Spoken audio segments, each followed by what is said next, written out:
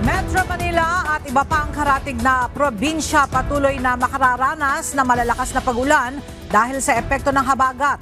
Panibagong low pressure area may posibilidad na ma-develop bilang isang ganap na bagyo ayon sa Pag-asa.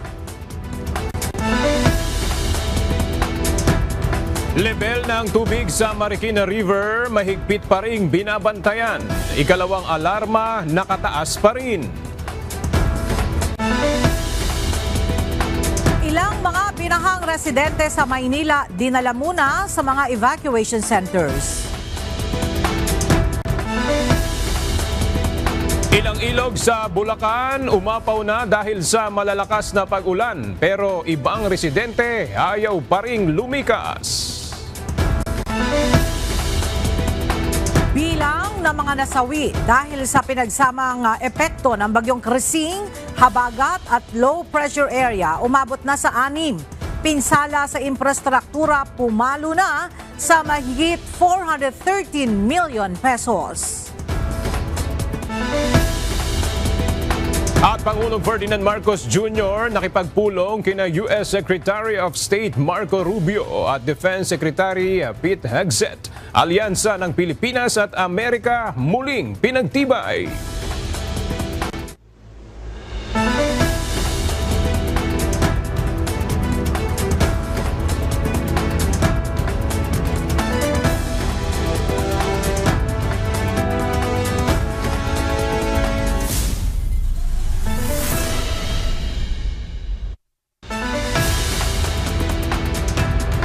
Magandang tanghali mga kasangbahay. Ngayon po ay araw ng Martes, July 22, 2025. Tayo po ay sabayang napapakinggan sa Radyo La Verdad 1350, ang UNTV Radio. At una sa mga balita ngayong tanghali.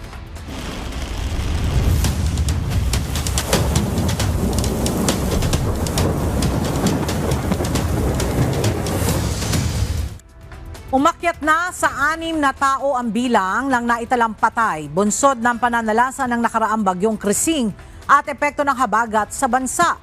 Base sa latest report ng National Disaster Risk Reduction and Management Council o NDRRMC, may ilan din ang naiulat na sugatan at mayroong mga nawawala.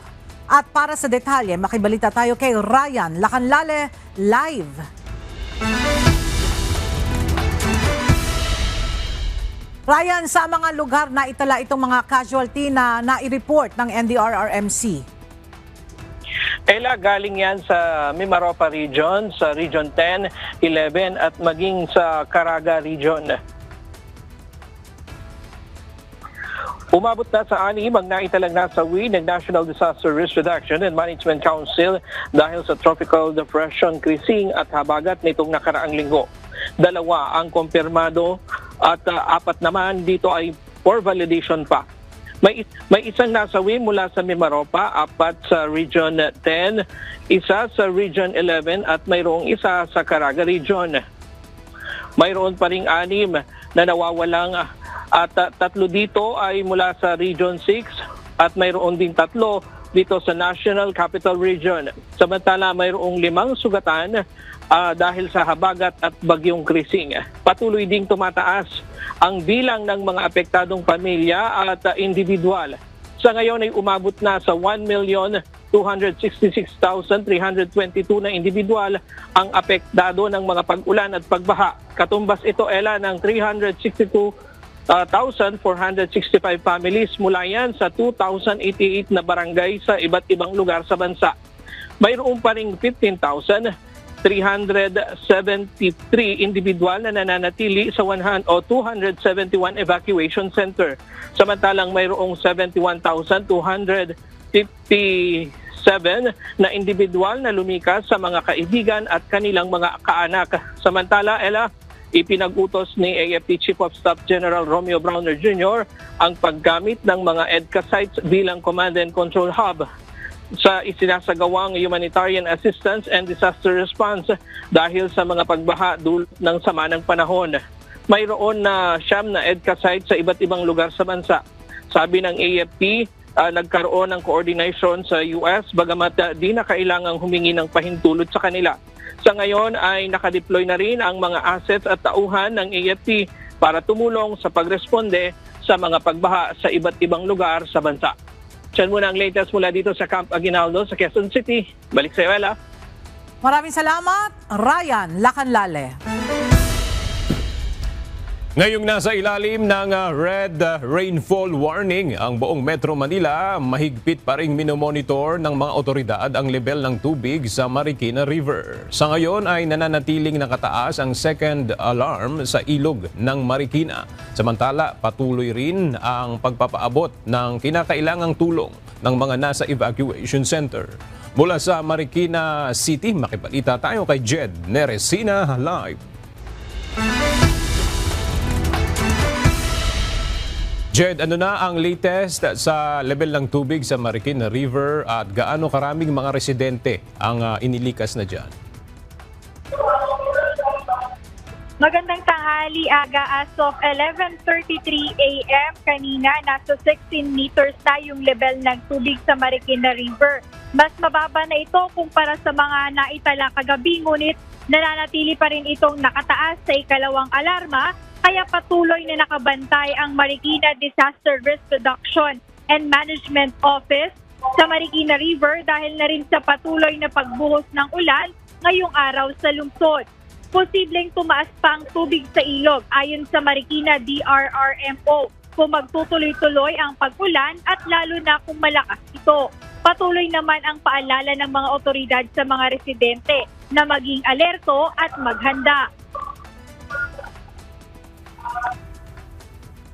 Paalala pa rin natin sa publiko na patuloy pa rin mag-antabay sa mga anunsyo ng pamahalaan kasi hindi pa po natin nalalagpasan yung malalakas na pag-ulan.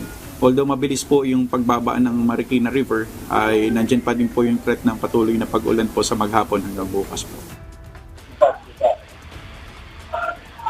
Higit 23,500 individuals o katumbas ng higit 4,000 families ang pansamantala munang nasa evacuation centers dito sa Marikina City, kung saan higit 30 evacuation center ang tiniyak ng Marikina LGU na bukas sa iba't ibang bahagi ng lungsod. Ayon sa lokal na pamahalaan, simula pa lang ng evacuation phase ng mga apektadong residente ay nag-provide na sila ng masasakyan at tiniyak din nila na pagdating sa mga evacuation centers ay mabibigyan sila ng ilang basic needs, lalo na yung pagkain. Dagdag pa ng Marikina LGU na nagtalaga na sila ng mga medical personnel at maging security team upang mabantayan ang safety ng bawat residente. Aga, maidagdag ko na rin sa kalapit na lungsod sa Pasig City naman, naitala na yung 26 evacuation centers na nakabukas sa 15 barangay sa lungsod ng Pasig at yung bilang naman ng mga pamilyang lumikas na sa lungsod ng Pasig ay umabot na rin sa higit 4,000 na pamilya, katumbas ito ng higit 14,000 naman na mga individual. So doon sa mga nasabing areas, patuloy yung pagbabantay ng mga lokal na pamahalaan at patuloy yung pagtitiyak nila sa kaligtasan din ng mga residente nasa mga apektadong lugar dahil sa patuloy na pagulan. Ayan muna update mula rito sa Marikina City. Balik sa iyo, Ada. Maraming salamat, Jed Neresina. Kapag may sama ng panahon o kalamidad, kabilang sa mga pinakaapektado ang mga kababayan nating may karamdaman at hindi kayang lumikas sa kanilang sarili. Sa Maynila, ilang mga may sakit ang kasama sa mga naapektuhan ng pagbaha. Mula sa Baseco Port Area sa Maynila, may report si Ivan Alvarez live.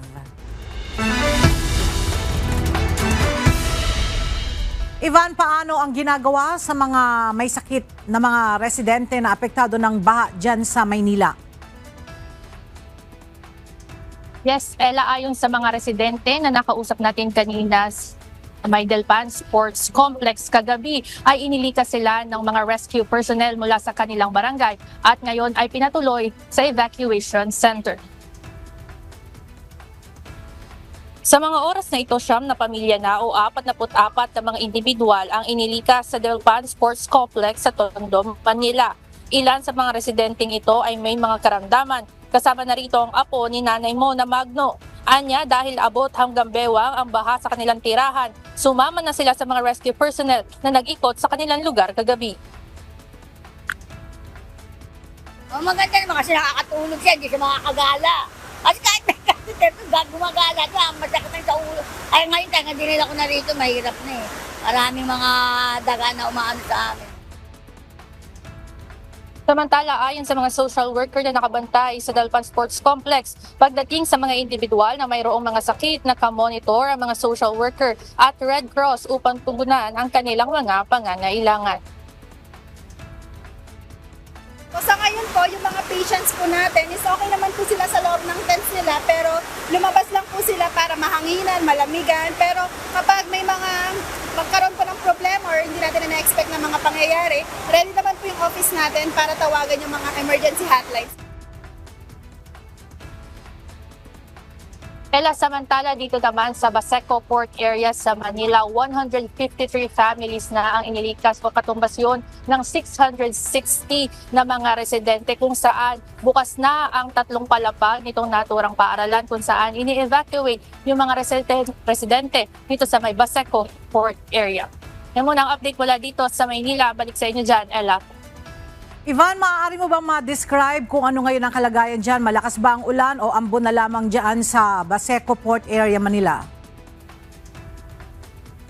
Ella, kaninang bandang alas 10 ng umaga, bumuhos ulit yung malakas na pag-ulan dito sa may Maynila, lalo na dito sa may Baseco Port area. Ngunit sa mga oras na ito, tumila na yung pag-ulan, ngunit patuloy ang pagdating ng mga evacuees dito sa naturang paaralan at nakaredy din yung mga social workers na nandito para i-accommodate yung mga patuloy na dumadating na mga residente. Ella. Alright, at yung mga evacuees ay nakakatanggap ba sila ng pagkain at gamot? Ella, dahil ngayon ay malapit na mag-alas 12 ng tanghali, ay malapit na rin mamigay ng pananghalian itong ating mga evacuees. Bukod sa mga food assistance na ibinibigay ng mga otoridad, meron din silang mga kanya-kanyang tents. Kanina doon sa may Dalpan Sports Complex, kada pamilya ay may kanya-kanyang tent kung saan sila maaaring o tumuloy o matulog at para meron din privacy ang mga bawat residente. Dito naman sa Baseco Port area, merong mga nakatalagang floors at tents sa loob ng mga classrooms para masiguro na may maayos na tutulugan o tutulayan itong ating mga residente. Ella. Alright, maraming salamat, Ivan Alvarez. Patuloy na nararanasan ang malalakas na pag-ulan sa lalawigan ng Bulacan, kaya naman umaapaw na rin ang tubig sa mga ilog. Pero sa kabila nito, may ilang mga residenteng malapit sa ilog ang ayaw pa ring lumikas. Mula sa Malolos, Bulacan, makibalita tayo kay Nestor Torres live.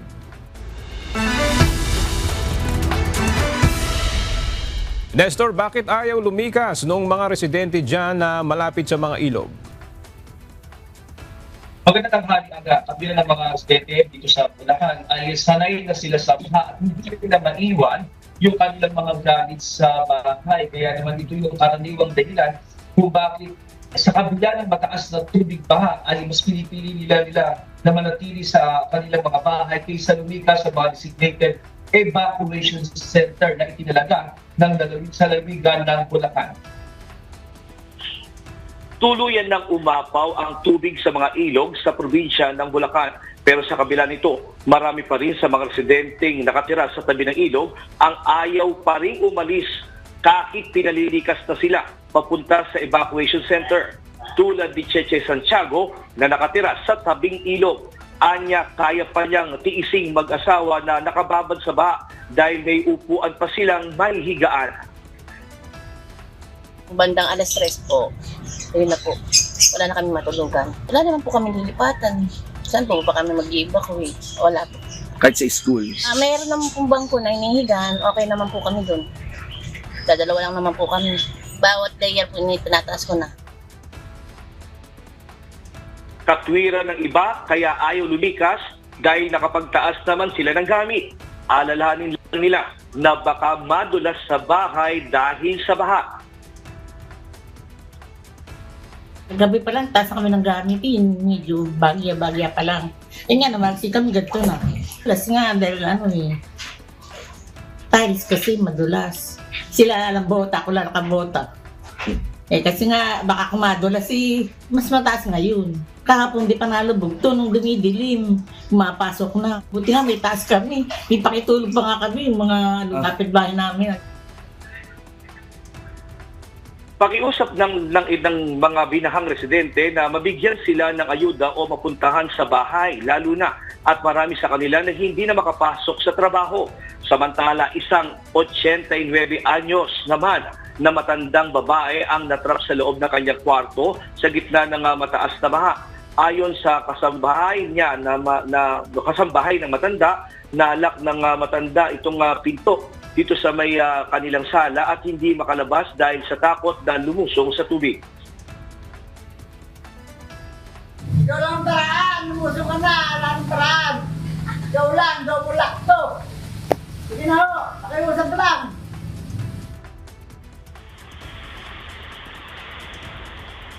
Sa pagtutulungan naman ng ilang mga kamag-anak at nagawa naman ang paraan na mabuksan nga yung nasabing pinto na nakala dito sa kanilang bahay. At ngayon, dito ako mismo sa bahay ng isang 88 anyos na matanda kung saan nga ay nandito siya ngayon at kasalukuyan siya ngayon pinakakain matapos nga siya na malak yung kaniyang, itong kanyang bahay na nandito siya ngayon sa bahang tubig kung saan nga ay kasalukuyan siyang pinakakain at matapos siyang magutom sa ilang oras na pagkakalak ng bahay niya dito sa kanilang lugar sa Malolos, Bulacan. At yan muna ang ating latest live aga mula dito sa Bulacan. Balik sa iyo. Nestor, paano yung assistance? Kumusta yung assistance ng LGU doon sa mga apektadong residente na nasa evacuation area? Yung pagkain, yung gamot, at maging doon sa mga ayaw lumikas. Gaya nung binabanggit mo, may mga residente dyan na mas naisip pa nila na manatili sa bahay. Paano naman yung assistance din ng LGU doon sa mga ganong residente?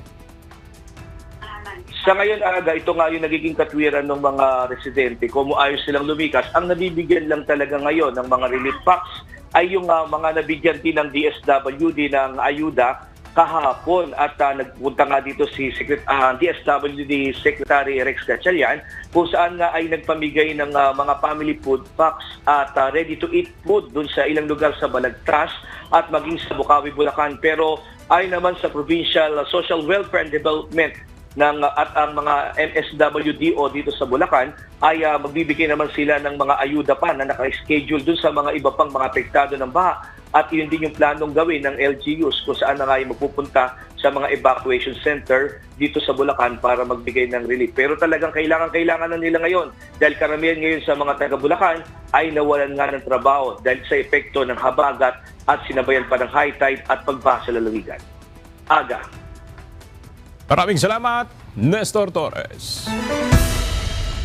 Kanselado ngayon ang biyahe ng ilang bus sa Parañaque Integrated Terminal Exchange o PITX, bunsod ng mga pagbaha sa ilang mga lugar.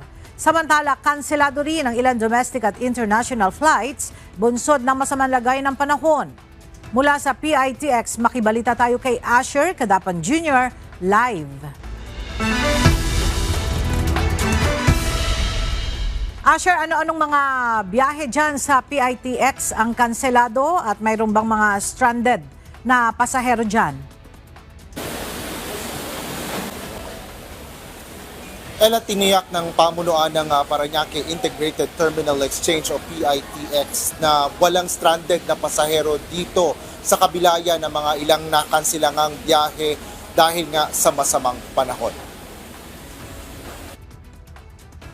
Ilang maagang biyahe ang nakansila sa PITX dahil sa mga pagbaha sa mga kalsada sa iba't ibang lugar. Kabilang dito ang ilang biyahe sa Baguio City, San Jose Baliwag at Olongapo City kung saan karamihan ay dahil sa mga pagbaha sa North Luzon Expressway o NLEX. Habang kaninang alas 7 ng umaga ay kinansela rin ang mga biyahe ng mga bus mula sa PITX papunta sa Cavite City dahil sa pagbaha sa Noveletas, Cavite. Gayun din ang modern jeepney na biyaheng Tanza dahil din sa flooded areas. Ibinahagi naman ng pasaherong si Lerma Ombrog ang biyahe nito kanina mula sa Cavite, partikular na mula sa Binakayan papunta ng Bacoor.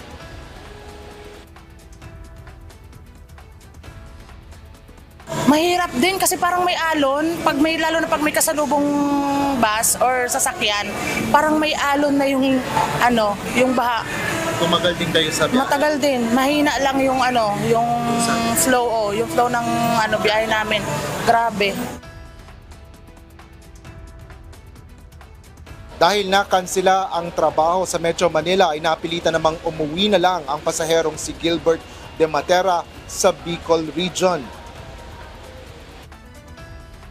Likely sa Quezon, maraming kuwan dyan. So, but then I'll take the risk kesa mag-stay rito ng longer and then I'll just come back later. Sa kasalukuyan ay may mga biyahe na rin papunta or may mga biyahe pa rin papunta sa Bicol at wala pang napaulat na canceled trips sa rehiyon. Samantala, ilang flight sa iba't ibang paliparan sa bansa ang nakansela dahil sa masamang panahon. Batay sa tala ng Civil Aviation Authority of the Philippines o CAAP, kanselado ang ilang biyahe ng Cebu Pacific Air at Philippine Airlines sa pagitan ng Maynila at Katiklan, Aklan, gayon din ang flights sa Manila at Hanoi, Vietnam. Habang may naitala rin ang CAAP na diverted domestic flights na ipinatupad ang Cebu Pacific Air, Air Asia at isang pribadong biyahe ng eroplano. Batay sa datos ng CAAP ay may umaabot sa 2,160 individuals na apektado nitong mga kanseladong flights. Dito naman sa PITX ay patuloy ang pagdating ng mga pasahero dito, bagaman kapansin-pansin na mas mababa ang bilang ng mga pasaherong dumarating dito. Nakararanas rin ng mga panakanakang malalakas sa pag-ulan habang wala namang nararanasan mga pagbaha papasok at palabas ng terminal. Yan ang latest dito sa PITX. Balik sa iyo, Ella.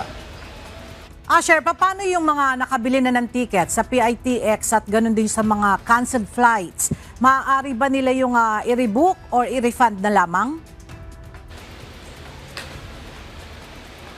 Yes, Ella, para doon sa mga nakabili na ng mga biyahe o ng mga tickets nila, particular doon sa mga flights, sa mga paliparan, maaari silang kumontak sa kanilang mga airlines para mag-rebook dahil pinapayagan naman yan sa batay na rin yan sa mga panuntunan sa mga paliparan. Dito naman sa mga biyahe na nakansela sa Cavite, dito sa PITX papunta ng Cavite, wala naman dyang mga reservation or advance booking at nagbabayad lang mismo doon sa mga bus at sa mga konduktor. Kaya yan naman ay wala namang advance booking na kailangan silang gawin or kailangan i-rebook.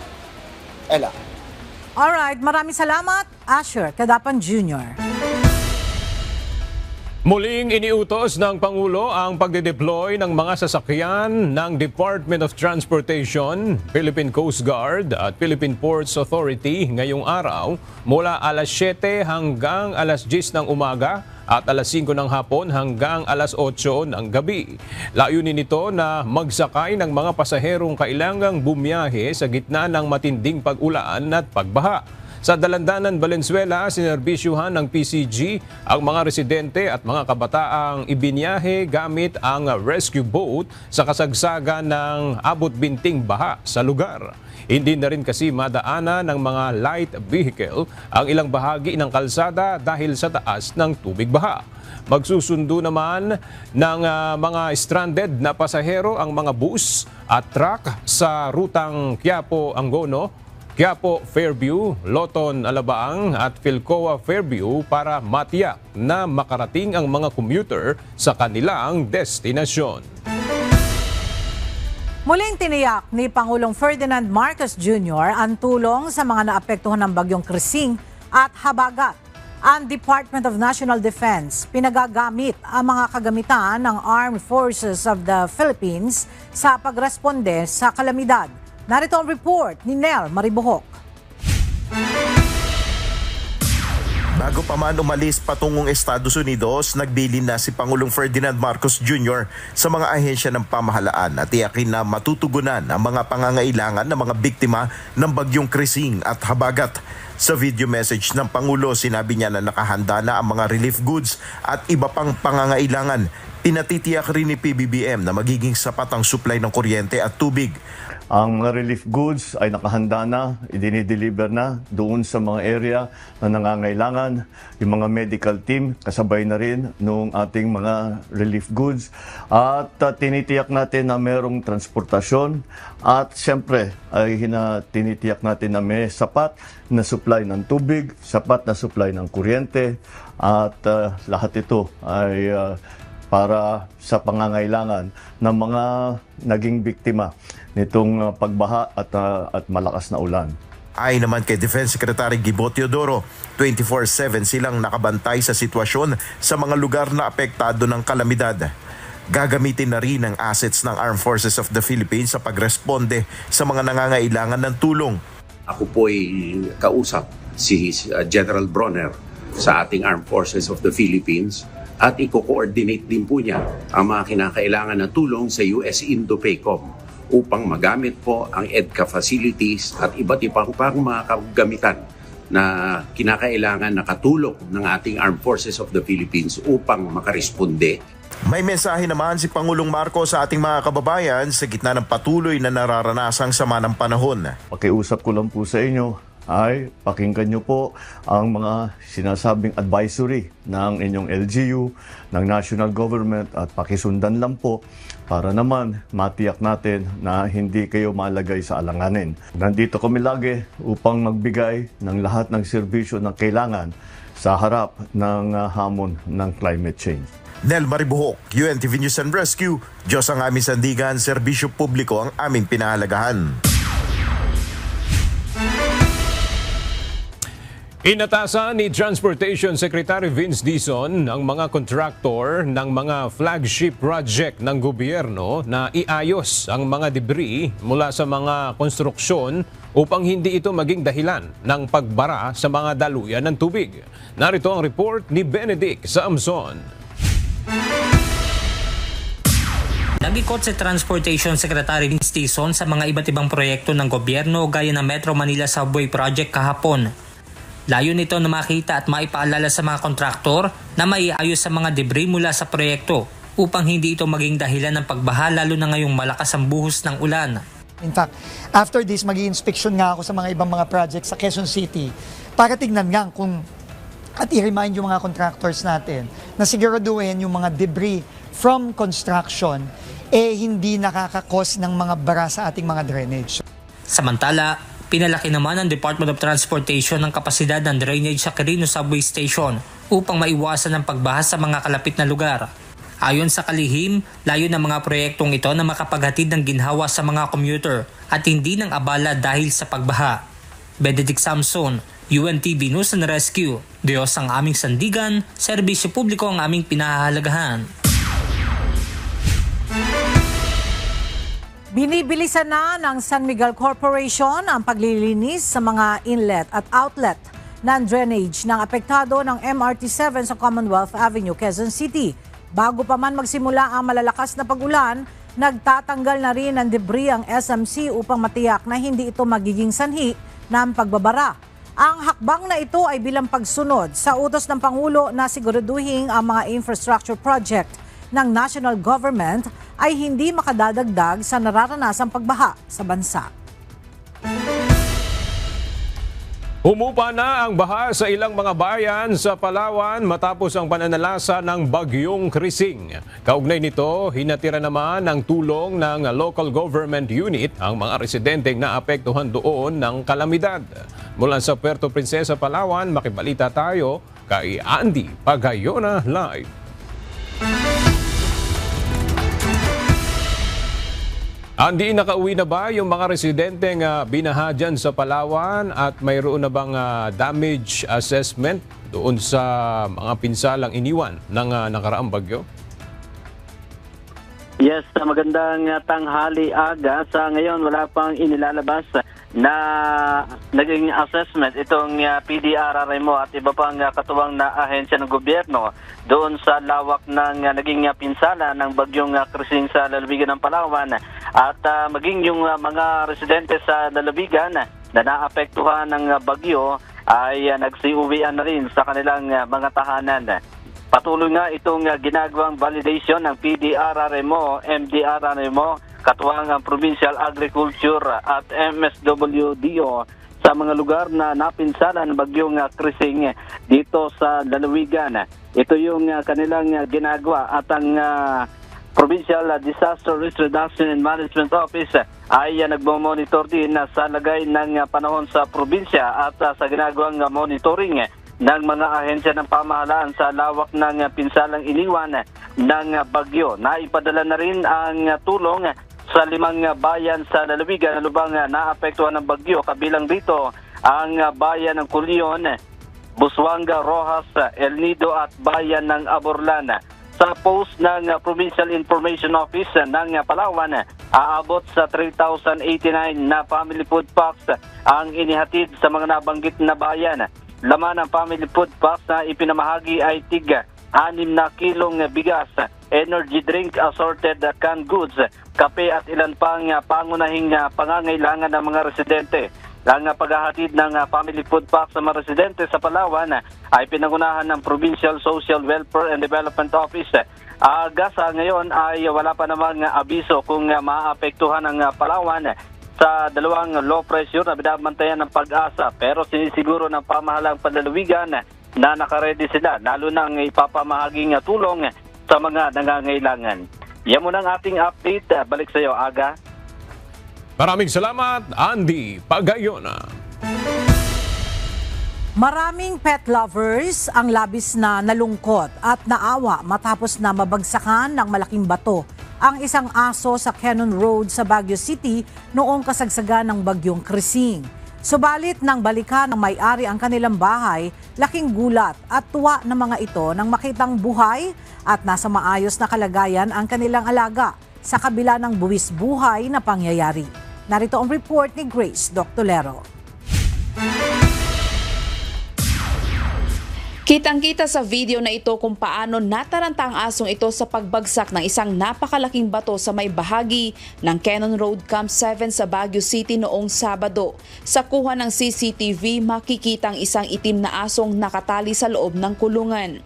Sa footage, mapapansin na tila nataranta at lumabas pa ng kulungan ng aso bago pa bumagsak ang napakalaking bato. Kapansin-pansin na tila gumagalaw pa ang bahaging ito kung saan nadaganan ang aso.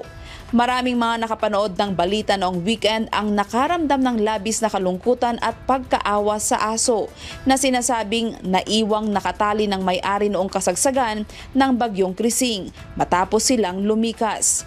Nang mabalitaan ng may-ari ng asong si Moana ang pangyayari, ganun na lamang ang kanilang pagkalungkot. Pero laking gulat ng mga ito nang bumalik sila sa kanilang bahay noong araw ding yaon. Dito nila nadiskobring buhay pa pala si Moana at walang tinamong anumang sugat o bali ang kanilang alaga.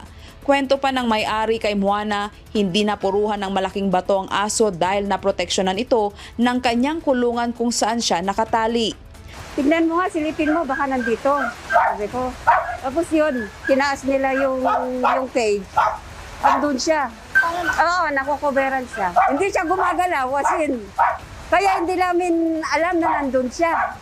Hindi siya gumagalaw. Naramdaman. Oo, okay naman, masaya. Kasi, ay, okay, sabi ko. Na-relief ako ng ano. Siyempre, sumaya ako nang nakita ko yun.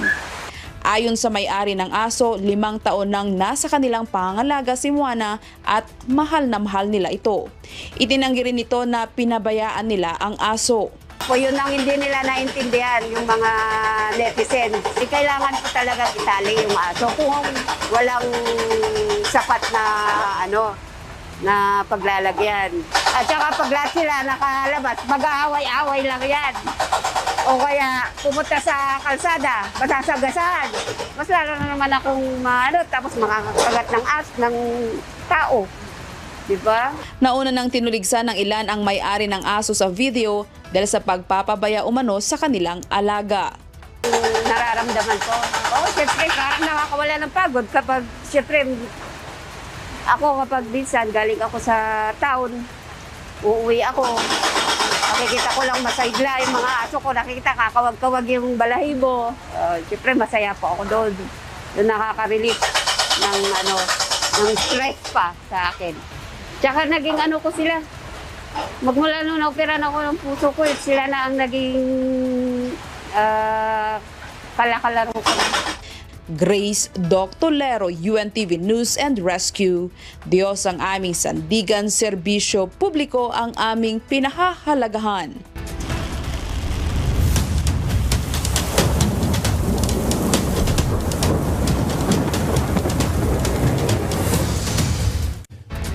Bumalik na sa kanilang mga bahay ang ilang residente sa Tumana, Barangay Bagong Silangan, Quezon City matapos humupa ang tubig baha sa kanilang lugar. Ilan sa kanila naglilinis na ng kanilang mga bahay habang patuloy pa ring nakaalerto sa lagay ng panahon. Mula sa Barangay Bagong Silangan sa Quezon City, makibalita tayo kay Rosalie Coz live. Rosalie, bakit nagsisiuwian na yung mga residente? Gayong base dito sa latest forecast ng Pag-asa ay inaasahan pa rin yung malakas na pag-ulan sa Metro Manila ngayong maghapon. Aga, andito tayo ngayon sa Tumana, sa Barangay Bagong Silangan, Quezon City, isa sa 55 lugar na apektado ng mga pagbaha kapag may mga umiiral na weather systems katulad ng habagat o kaya naman ay bagyo nung nakalipas na weekend. At kung makikita nyo sa aking likuran, Aga, para makita lang ng ating mga kasangbahay, itong Tumana ay malapit sa ilog at sa creek. May bakas pa ng pagbaha.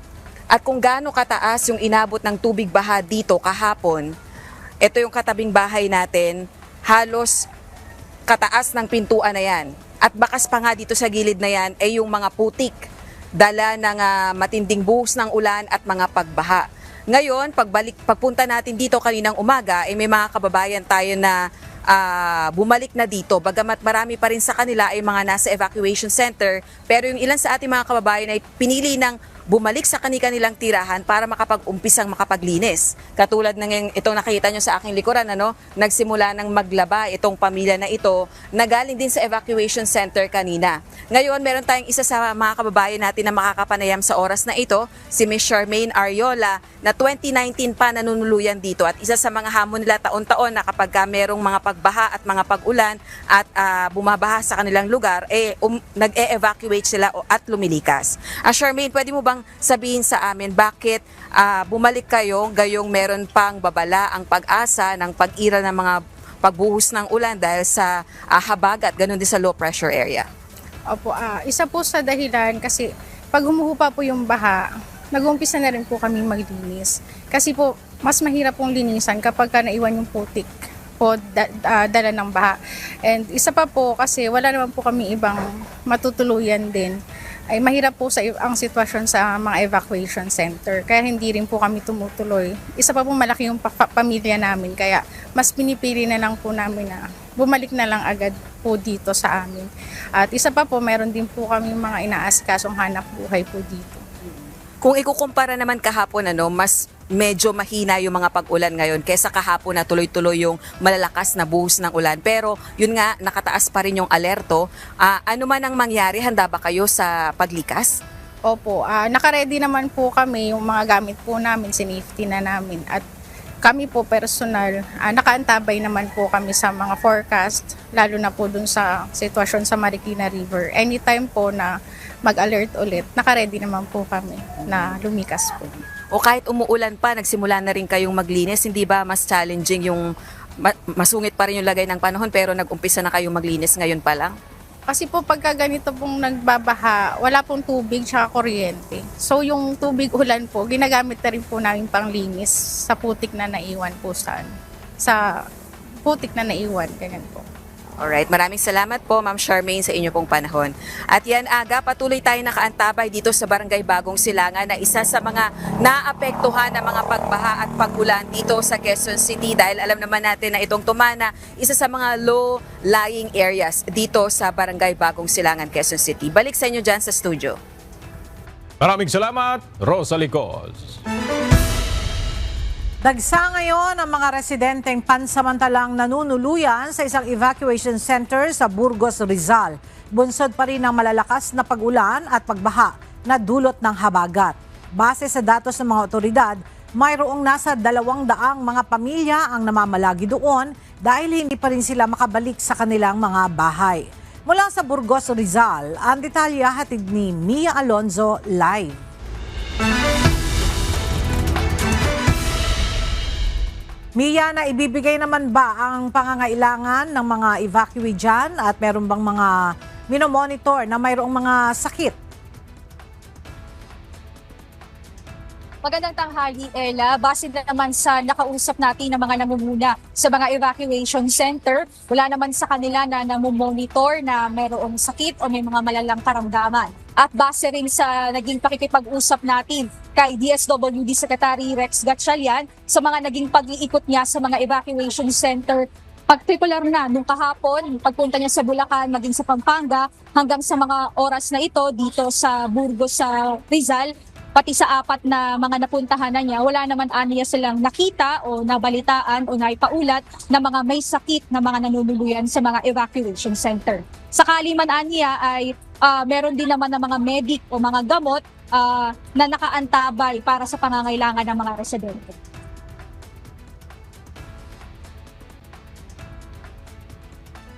Kanya-kanyang latag at tayo ng tent ang ilang mga evacuee sa Aranzazu, Covered Court, Burgos, Rodriguez, Rizal. Halos iisang pwesto ang iniikutan ng bawat pamilya na lumikas ngayon sa naturang lugar. Ayon sa ilang mga residente, dahil sa matinding pag-ulan dulot ng habagat, kahit hindi ganun kakomportable ay pinili nila na lumikas dahil wala rin anima silang tutulugan sa kanilang bahay dahil sa matinding baha. Dito po kami natutulog, tapos mainit yung mga bata. Di no choice ka naman, di ka naman pwede mag-inarte. Dito ka talaga. Ay sana naman doon kami sa baba, wala rin kami tutulugan kasi wala kaming taas.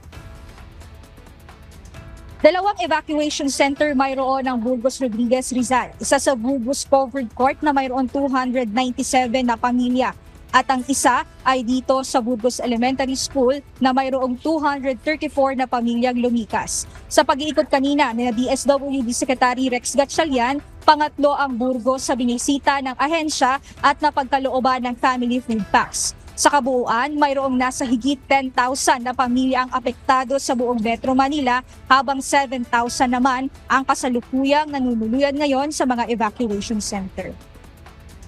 Ella, sa kasalukuyang sitwasyon naman ngayon dito sa may Burgos Elementary School, kumpara kasi doon sa Burgos Covered Court na napuntahan natin una kanina, doon kasi kanya-kanyang latag lang at talagang tabi-tabi lang ang mga residente na mga nag-evacuate. Samantalang dito naman sa may Burgos Elementary School, bagamat marami yung mga nakastay ngayon dito at dikit-dikit sila, ay meron namang mga provided na mga tent tong mismong eskwelahan. Kaya mayroon pa ring privacy ang bawat pamilya na nakastay ngayon dito.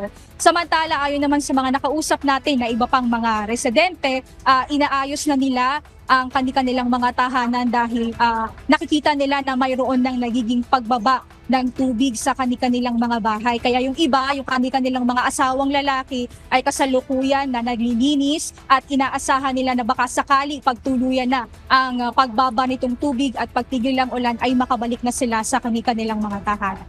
At yan muna ang update mula dito sa Burgos sa Evacuation Center sa Rizal. Balik sa iyo. Maraming salamat, Mia Alonzo. Lubog pa rin sa baha ang ilang mga kalsada sa Valenzuela City. Bunsod ng patuloy na pag-ulan, kaya naman nahihirapan na makalusot ang mga motorista na patungo sana ng Malabon City. Pahirapan din ang paglusot ng mga motorista na galing Valenzuela patungong Malabon City o Malabon City dahil sa baha na dulot ng malakas na buhos ng ulan. Mula sa Marulas, Valenzuela City, ang detalye ihahatid ni Benedict Samson live. Benedict, ano na yung update sa traffic situation dyan ngayong baha pa rin ng mga kalsada?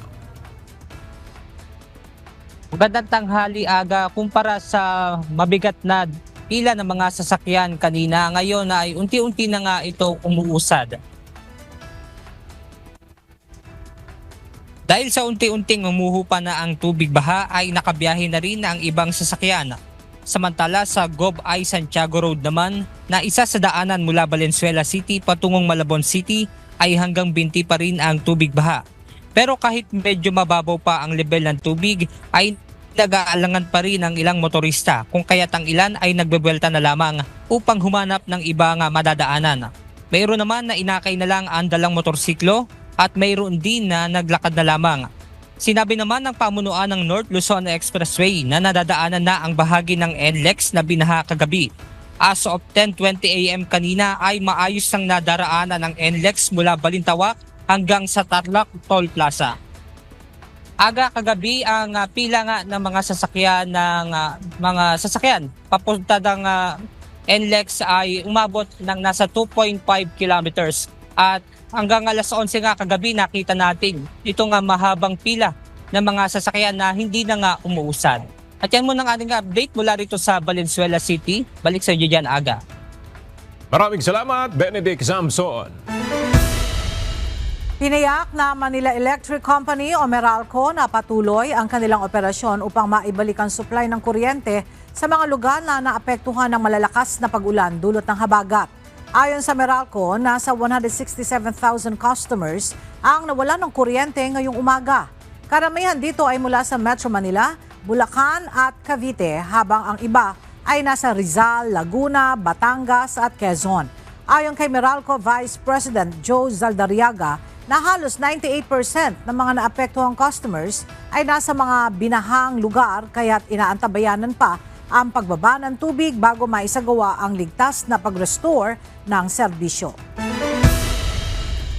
Dahil sa walang tigil na buhos ng ulang dala ng southwest monsoon o hanging habagat, ipinag-utos na ni Department of the Interior and Local Government Secretary John Vic Remulla sa mga local chief executives na apektado ng pag-ulan ang pagpapatupad ng forced evacuation para sa kaligtasan ng bawat isa.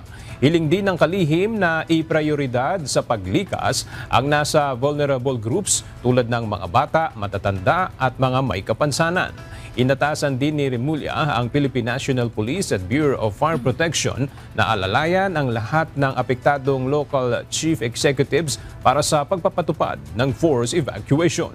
May higpit na tagubili ni Remulla sa mga LGU na makipag-ugnayan sa Regional Disaster Risk Reduction and Management Offices at Department of Social Welfare and Development para sa relief distribution. Paalala ni Secretary Remulla, sundin ang operation list o protocols para sa maayos na pagpapatupad ng bawat bagay na dapat gawin sa panahon ng sakuna. 3 low-pressure area ang binabantayan ngayon ng Pag-asa sa loob at labas ng Philippine Area of Responsibility. Isa sa 2 LPA sa loob ng PAR ang may malaking tsansa na ma-develop bilang isang tropical depression sa susunod na 24 na oras. Habang ang isa pa ay may katamtaman o medium chance na maging bagyo. Samantala, nasa labas pa ng PAR ang isang LPA at patuloy na minomonitor ng Pag-asa.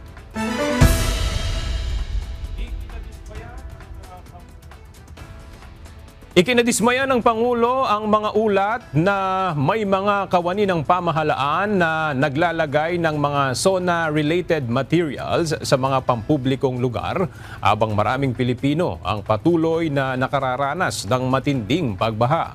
Dahil dito, agad na ipinag-utos ng Malacanang ang agarang pagpapatigil sa lahat ng mga aktibidad na bahagi ng paghahanda para sa SONA sa Lunes. Ang Department of Public Works and Highways at lahat ng kaukulang ahensya ay inaatasang ituon ang buong atensyon at puwersa sa pagtugon sa pagbaha at pagsasagawa ng relief operations. Sa pahayag ni Executive Secretary Lucas Bersamin, sinabi nito na nagbigay na ng direktiba ang Pangulo sa lahat ng ahensya ng pamahalaan na kumilos para tiyakin ang kaligtasan at kapakanan ng mga Pilipino, lalo na sa panahon ng krisis. At sa iba pang balita, sa unang araw ng official visit ni Pangulong Ferdinand Marcos Jr. sa Washington, D.C., nakipagpulong ito kina United States Secretary of State Marco Rubio at Defense Secretary Pete Hegseth. Kasama sa natalakay ang pagpapatibay sa alyansa ng Pilipinas at Amerika. Alamin natin ang detalye mula kay James Bontuyan, live.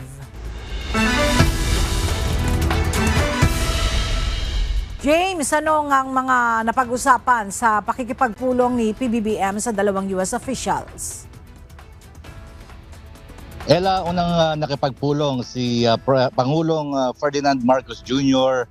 kay US Secretary of State Marco Rubio upang paigtingin at patibayin ang kanilang paninindigan sa malayang paglalayag at ang pagbabantay na rin sa kaligtasan sa Indo-Pacific region. Binigyan din ng dalawang lider ang kahalagahan ng pagpapatatag ng alyansa ng Pilipinas at Amerika sa gitna ng mga banta sa rehiyon. Sa isa pang makasaysayang pagkakataon, formal ding tinanggap ni US Secretary of Defense Pete Hegseth si Pangulong Marcos sa Pentagon. Sa seremonya ng may full military honors, pinagtibay ng dalawang panig ang 70 taong Mutual Defense Treaty. Ayon kay Hegseth, mahalaga ang pagpapatuloy ng modernisasyon ng Armed Forces of the Philippines. Kabilang sa mga tinalakay ang pagpapalawak ng joint military exercises gaya ng balikatan, pag-deploy ng mga makabagong sandata at pag-upgrade ng defense systems. Sa larangan naman ng ekonomiya, nanguna si Pangulong Marcos sa isang forum kasama ang malalaking negosyanteng Amerikano. Inalahad niya ang mga oportunidad sa pamuhunan sa Pilipinas, partikular sa semiconductors, teknolohiya at healthcare. Ipinunto rin ng Pangulo ang layunin ng pamahalaan na makapagkasundo sa Amerika para sa isang reciprocal trade deal bago ang itinakdang deadline sa August 1 upang maiwasan ang pagpapataw na 20% taripa sa ilang produktong Pilipino. Bukas naman, nakatakda ang pakikipagpulong ni Pangulong Marcos kay US President Donald Trump sa White House. Inaasahan na tatalakayin dito ang mga hakbang tungo sa mga patas na kalakalan at pagpapalawak ng kooperasyon ng dalawang bansa. Yan muna ang ating update. Balik sa iyo, Ella. Maraming salamat, James Bontuyan, live mula sa Maryland, USA. At sa ating pong iiwang mga salita ng Diyos na ating sandigan mula sa Aklat ng Juan, Kapitulo 8, versikulo 12, na nagsasabi, "Muling ang nagsalita sa kanila si Jesus na sinasabi, Ako ang ilaw ng sanglibutan. Ang sumusunod sa akin ay hindi lalakad sa kadiliman, kundi magkakaroon ng ilaw ng kabuhayan." At yan ang mga balitang aming tinutukan at inaksyonan. Dahil sa aming pagbabalita, una ang pagkalinga sa kapwa. UNTV CE News, may balita sa anumang panig ng daigdig. At dito sa UNTV, Diyos ang aming sandigan, serbisyo publiko ang aming pinahahalagahan. Magandang tanghali.